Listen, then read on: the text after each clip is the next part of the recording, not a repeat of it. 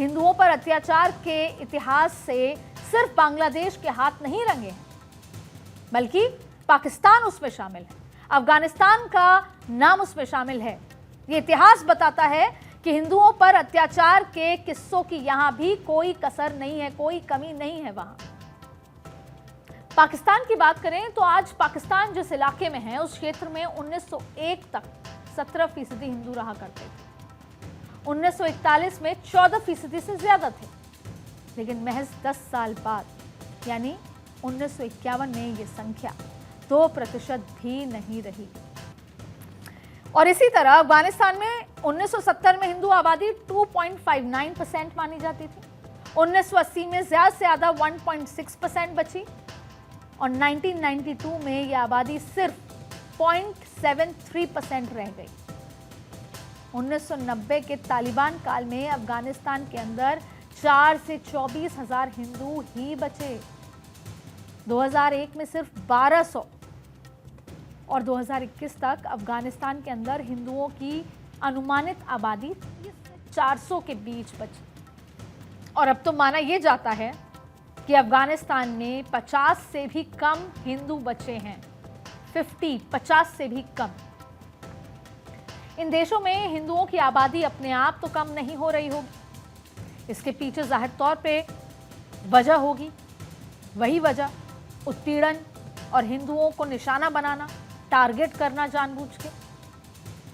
लेकिन हालात को नजरअंदाज किया जाता रहा और धीरे धीरे इन देशों से हिंदू आबादी कम होते होते ना के बराबर रह गई।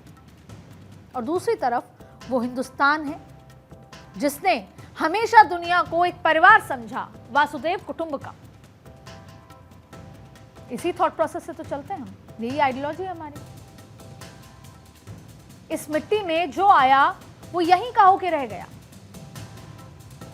हमने सबको बसाया, सबका साथ निभाया, तभी तो भारत में मुसलमानों की आबादी हमेशा से बढ़ती रही।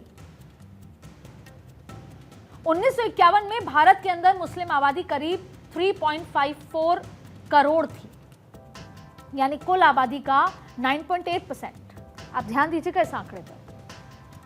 वो 1961 में कुल आबादी 10% से ज्यादा हो गई।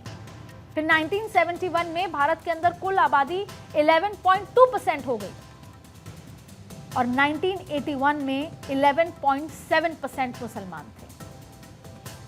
आप ग्रोथ देखिए। फिर 1991 में मुसलमानों की आबादी भारत के अंदर कुल आबादी के करीब 12%, टू बी प्रिसाइज 12.6% तक पहुंच गई। और 2001 में भारत की कुल आबादी के 13.4% मुस्लिम भारत में थे। ये मैं 2001 का आंकड़ा बता रही हूं, जो 2011 में 14% से ज्यादा हो गए।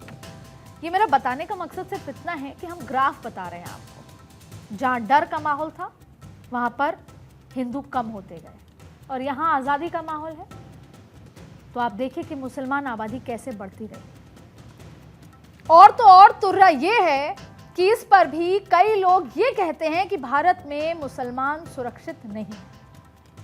मैं किसी सियासत में नहीं पढ़ना चाहती, लेकिन इतना तो पूछना मेरा फर्ज है ही कि फिर क्यों CAA के जरिए भारत के पड़ोस में जिंदगी की भीख मांग रहे हिंदुओं को हम पनाह ना दें?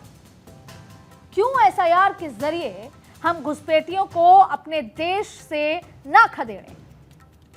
माफ कीजिएगा अगर मैं जज्बाती हो रही हूं, पर क्यों ना हूं? मैं जज्बाती क्यों ना हूं जब मैं एक मिटती हुई कौम के लिए पूरी दुनिया को मौन देख रही हूं। मैं जानती हूं कि यह मौन यूं ही नहीं है। बांग्लादेश में ISI और पाकिस्तान की गहरी जड़ें चीन पाकिस्तान के गठजोड़ को बेनकाब कर रही हैं, तो दूसरी ओर अमेरिका भी पीछे नहीं है। बांग्लादेश का रक्त रंजित चैप्टर ऑन है, लेकिन अमेरिका यूनुस को अपनी गोद में बिठाए हुए है। यूनुस को अमेरिका ने ही गद्दी पर बिठाया है, क्योंकि शेख हसीना ने अमेरिका के हाथों की कठपुतली बनने से इनकार कर दिया। दुनिया जानती है कि अमेरिका किस तरह यूनुस की मदद कर रहा है और मोहम्मद यूनुस के ग्रामीण बैंक को अमेरिकी समर्थन मिला हुआ है और कई दस्तावेजों से पता चलता है कि अमेरिकी दूतावास ने उनके पक्ष में लॉबिंग भी की है। देखिए, अमेरिका अपने हित को साधने के लिए साउथ एशिया में मौजूद कुछ देशों को अपना चेला बनाकर रखना चाहता है। पहले पाकिस्तान और अब बांग्लादेश इसी का उदाहरण है।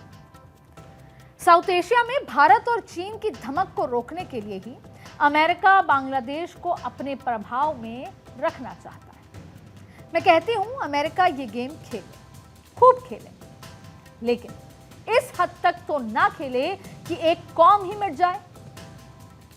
क्या बादशाहत की इस जंग में इंसानियत का कोई मोल नहीं?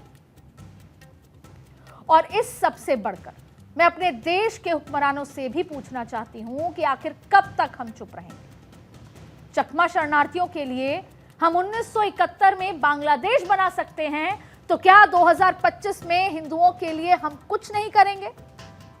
और अगर करेंगे तो कब? आज के पॉलिटिकल कॉरिडोर में बस इतना ही। देश दुनिया की बाकी खबरों के बने रहिए भारत 24।